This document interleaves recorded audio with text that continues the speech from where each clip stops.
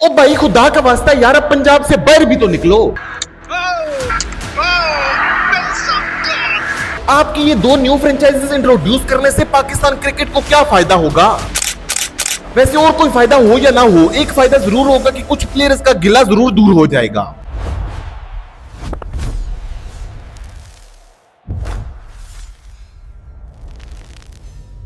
अस्सलामुअलैकुम, welcome to the episode 4 of the Pakistan super league series. इस series की 3 videos already मैं अपने चैनल पर अपलोड कर चुका हूं, जो कि आप मेरे चैनल पेज पर जाकर चेकआउट कर सकते हैं। Now coming back to the topic, तो पीएसएल 2025 के शुरू होने से पहले ही इस चीज के रूमर्स आना शुरू हो चुके थे कि पीएसएल 2026 में पाकिस्तान क्रिकेट बोर्ड पीएसएल में 2 न्यू टीम्स को ऐड करने जा रहा है। लेकिन फिर पाकिस्तान सुपर लीग 2025 के सक्सेसफुली हो जाने के बाद और सारी टीम्स के 10 साल के कॉन्ट्रैक्ट खत्म हो जाने के बाद अब पाकिस्तान क्रिकेट बोर्ड ने ऑफिशियली इस चीज का ऐलान कर दिया है कि पीएसएल 2026 में 2 न्यू टीम्स को ऐड किया जाएगा। इन 2 टीम्स को सेल करने के लिए पाकिस्तान क्रिकेट बोर्ड ऑक्शन करेगा 26 जनवरी को। इन 2 फ्रेंचाइजीज के नेम्स के लिए जिन सिटीज के नेम्स को पाकिस्तान क्रिकेट बोर्ड ने शॉर्टलिस्ट किया है, उनमें आजाद कश्मीर, रावलपिंडी, फैसलाबाद, हैदराबाद, गिलगित बल्तिस्तान और सियालकोट शामिल हैं। आजाद कश्मीर, गिलगित बल्तिस्तान और हैदराबाद तो ठीक है, लेकिन मुझे एतराज इस चीज पर है कि आखिर पाकिस्तान क्रिकेट बोर्ड ने सियालकोट, फैसलाबाद और रावलपिंडी को इन नामों में क्यों शामिल किया है? अगर आप देखोगे तो पंजाब से तो पहले ही 2 टीम्स पार्टिसिपेट कर रही हैं, जहां पर सेंट्रल पंजाब को लाहौर के अंदर रिप्रेजेंट करती है और साउथ पंजाब को मुल्तान सुल्तान रिप्रेजेंट करती है। और जो लोग इस्लामाबाद के करीब रहते हैं, जैसा कि रावलपिंडी और इसके गिरदो नवाह में जो लोग रहते हैं, वो तो इस्लामाबाद यूनाइटेड को सपोर्ट करते हैं, तो उनके लिए भी तो फ्रेंचाइज है। तो आखिर मुझे इस चीज की समझ नहीं आती कि आखिर पाकिस्तान क्रिकेट बोर्ड ने फैसलाबाद, सियालकोट और रावलपिंडी को इस लिस्ट में शामिल किया क्यों है? इनको शामिल करने की बजाय पाकिस्तान क्रिकेट बोर्ड को पीएसएल को मजीद शहरों में एक्सपेंड करना चाहिए। पहले ही दुनिया हमारा मजाक उड़ाती है कि इनके पास सिर्फ 4 स्टेडियम ही हैं जिनमें ये बार बार मैचेस करवाते रहते हैं, और इसकी सबसे बड़ी वजह भी यही है कि पाकिस्तान सुपर लीग को पाकिस्तान क्रिकेट बोर्ड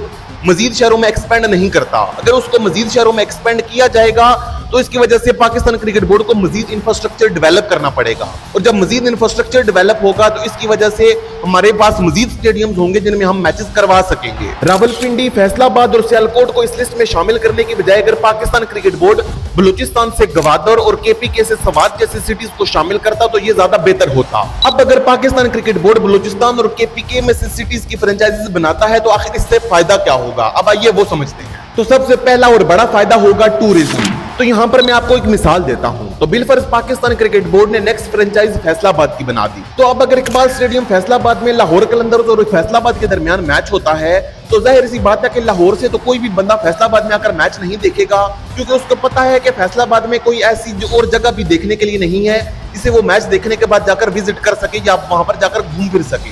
तो इसकी बजाय अगर आप बलूचिस्तान या फिर केपीके से किसी न्यू फ्रेंचाइज को शामिल करते हो, और बिलफर्ज अगर आप सवात की फ्रेंचाइज को शामिल कर लेते हो और केपीके के हयाताबाद स्टेडियम को सवात का होम ग्राउंड बना देते हो, और अगर लाहौर कलंदर्स और सवात के दरमियान हयाताबाद में मैच होता है, तो फिर जाहिर सी बात है हर बंदे को पता है कि केपीके में और भी बहुत सारी चीजें हैं देखने के लिए। अगर वो लाहौर कलंदर्स और सवात का मैच देखने के लिए केपीके जाता है तो वो ऑटोमेटिकली 2 से 3 दिन पहले चला जाएगा, ताकि वो कोशिश करे कि वो मैच के दिन से पहले पहले काफी सारी और जगहों पर भी घूम ले, और उसके बाद वो मैच देखने के बाद में और भी बहुत सारी जगहों पर घूम सकता है। अब इससे होगा क्या? इससे सबसे बड़ा फायदा ये होगा कि हमारी डोमेस्टिक इंडस्ट्री या फिर स्मॉल इंडस्ट्री प्रमोट होगी। हमारे जो स्मॉल वेंडर्स जो कि लोकली ही चीजें प्रिपेयर करते हैं, लेकिन वहां पर टूरिस्ट के कम आने की वजह से उनकी वो चीजें सेल नहीं हो पाती। लेकिन अगर इस तरीके से पाकिस्तान क्रिकेट बोर्ड पीएसएल को एक्सपेंड करता है तो ज्यादा फैंस वहां पर देखने के लिए मैचेस जाएंगे, और इसी वजह से लोकल टूरिज्म भी प्रमोट होगा। लोकल टूरिज्म अगर प्रमोट होगा तो जाहिर सी बात है कि हमारी स्मॉल इंडस्ट्री या फिर लोकल इंडस्ट्री भी ग्रो होगी,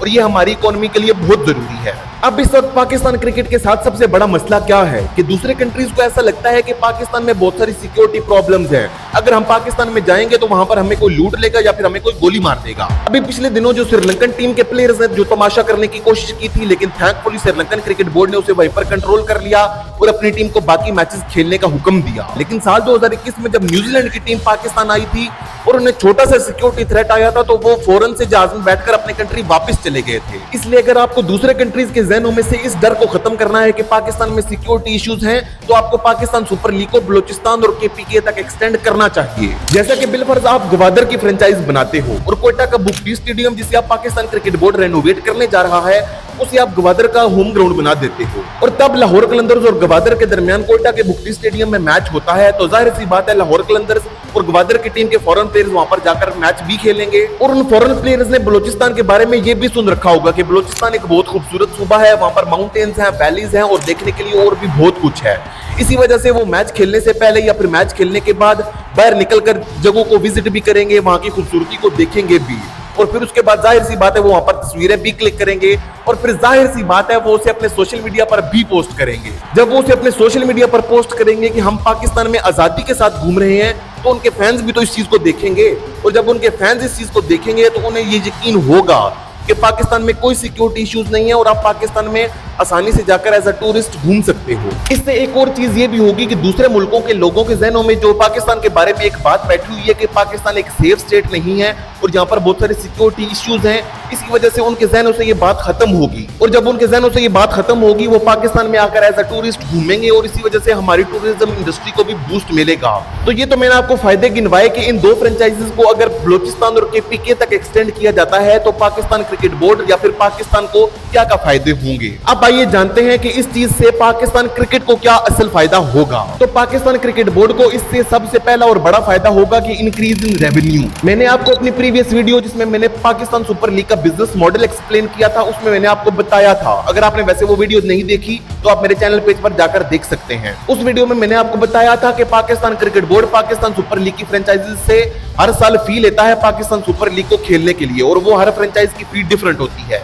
जैसे कि मुल्तान सुल्तान की है 179 करोड़, कराची किंग्स की है 73 करोड़ और इसी तरह बाकी फ्रेंचाइजीज की भी है। इसके थ्रू पाकिस्तान क्रिकेट बोर्ड के पास हर साल 448 करोड़ रुपए इकट्ठे हो जाते हैं, और जब इसमें दो न्यू फ्रेंचाइजीज का भी इजाफा होगा तो जाहिर सी बात है वो भी फी पे करेंगे, और जब वो फी पे करेंगे तो पाकिस्तान क्रिकेट बोर्ड का रेवेन्यू तो ऑटोमेटिकली इंक्रीज होगा। इसके बाद अगर आप बिलफर्ज फैसलाबाद की फ्रेंचाइज बनाते हैं तो फैसलाबाद का स्टेडियम एक अच्छी हालत में है और हाल ही में वहां पर इंटरनेशनल मैचेस भी हुए हैं। तो अगर आप वहां पर पीएसएल के मैचेस को भी होस्ट करेंगे तो जाहिर सी बात है टिकट्स का रेवेन्यू मजीद जनरेट होगा और इससे भी पाकिस्तान क्रिकेट बोर्ड को फायदा होगा। अब अगर पाकिस्तान क्रिकेट बोर्ड का रेवेन्यू इंक्रीज होगा और पाकिस्तान क्रिकेट बोर्ड को फायदा होगा तो जाहिर सी बात है पाकिस्तान क्रिकेट बोर्ड उसे प्लेयर्स पर और हमारे इंफ्रास्ट्रक्चर को बेहतर करने पर भी इन्वेस्ट करेगा। जैसा कि पाकिस्तान क्रिकेट बोर्ड अब दोबारा से ये प्लान कर रहा है कि वो सियालकोट के स्पोर्ट्स कॉम्प्लेक्स को दोबारा से बिल्ड करेंगे, कोयटा के भुक्टी स्टेडियम को भी रेनोवेट करेंगे, और इसी तरह सिंध में भी ऐसे बहुत सारे स्टेडियम्स हैं जिनको रेनोवेशन की जरूरत है, और अगर उन्हें दोबारा से रेनोवेट किया जाए तो उनमें एक दफा फिर ना सिर्फ पाकिस्तान सुपर लीग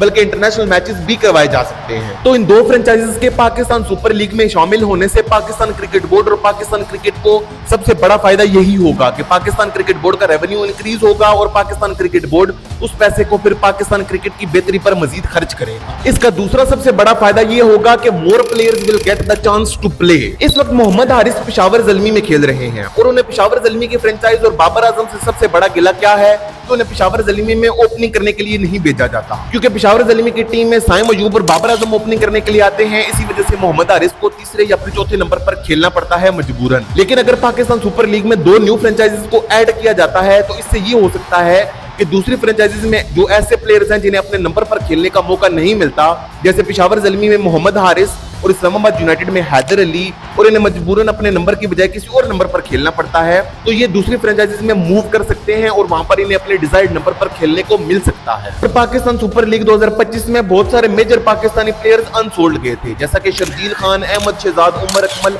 और एहसान उल्लाह वगैरह। और इनके अनसोल्ड जाने की सबसे बड़ी वजह क्या थी कि टीम्स के पास इतनी ज्यादा स्पेस ही नहीं थी कि वो इन प्लेयर्स को अपनी टीम में शामिल कर सके। इसी वजह से जब दो न्यू फ्रेंचाइजीज शामिल होंगी तो जाहिर सी बात है ज्यादा प्लेयर्स को खेलने का मौका मिलेगा। तो इसका तीसरा सबसे बड़ा फायदा होगा increase in PSL fan base. अगर मैं आज आपसे पूछूं कि आप पीएसएल के मैचेस को क्यों देखते हो, आपका तो मुझे नहीं पता, लेकिन अगर कोई मुझसे पूछे कि मैं पीएसएल के मैचेस को क्यों देखता हूं तो मेरा जवाब होगा कि यार मैं इस्लामाबाद के करीब रावलपिंडी के एरिया में रहता हूं और मैं इस्लामाबाद यूनाइटेड की फ्रेंचाइज को सपोर्ट करता हूं इसी वजह से, और आज इस्लामाबाद का मैच है लाहौर कलंदर्स के साथ तो मैं उसमें इस्लामाबाद यूनाइटेड को सपोर्ट करूंगा। ऐसे ही जो लोग लाहौर में रहते हैं या फिर लाहौर के करीब रहते हैं उनके पास भी एक स्ट्रॉन्ग मोटिव है पीएसएल को देखने का कि वो लाहौर कलंदर्स की फ्रेंचाइज को सपोर्ट करते हैं। Same as goes with Multan Sultan भी, जो लोग मुल्तान के करीब रहते हैं या मुल्तान में रहते हैं उनके पास भी एक स्ट्रॉन्ग मोटिव है कि वो मुल्तान की टीम को सपोर्ट करते हैं, इस वजह से वो पीएसएल देखते हैं। लेकिन अगर आप जाते हो इंटीरियर सिंध, इंटीरियर बलोचिस्तान या फिर इंटीरियर केपीके में या फिर गिलगित बल्तिस्तान में, तो वहां के लोगों के पास ऐसा कोई स्ट्रॉन्ग मोटिव नहीं है। इसी वजह से वो लोग पीएसएल को इतना ज्यादा फॉलो भी नहीं करते और पीएसएल को इतना ज्यादा नहीं देखते। लेकिन अगर आप इंटीरियर बलोचिस्तान में से गवादर की टीम बनाओगे या फिर इंटीरियर सिंध में से हैदराबाद की टीम बना दोगे, तो वहां के लोगों का इंटरेस्ट भी डेवलप होगा। इस वजह से पीएसएल की फैन बेस इंक्रीज होगी और लोगों के अंदर पीएसएल का क्रेज मोर मजीद बढ़ जाएगा। तो बजाय इसके कि पाकिस्तान क्रिकेट बोर्ड पीएसएल को सिर्फ पंजाब तक ही बाउंड करे या फिर ज्यादा से ज्यादा कराची तक ले जाए, पाकिस्तान क्रिकेट बोर्ड को पीएसएल को all over the country promote करना चाहिए। वैसे आपकी इस बारे में क्या राय है कि पाकिस्तान क्रिकेट बोर्ड को पाकिस्तान सुपर लीग की मजीद फ्रेंचाइजीज पंजाब से ही बनानी चाहिए या फिर इसे दूसरे सिटीज में एक्सटेंड करना चाहिए? मुझे कमेंट में जरूर बताइएगा। So that's it for the day. Until next time, stay safe, stay healthy and keep watching. Allah Hafiz.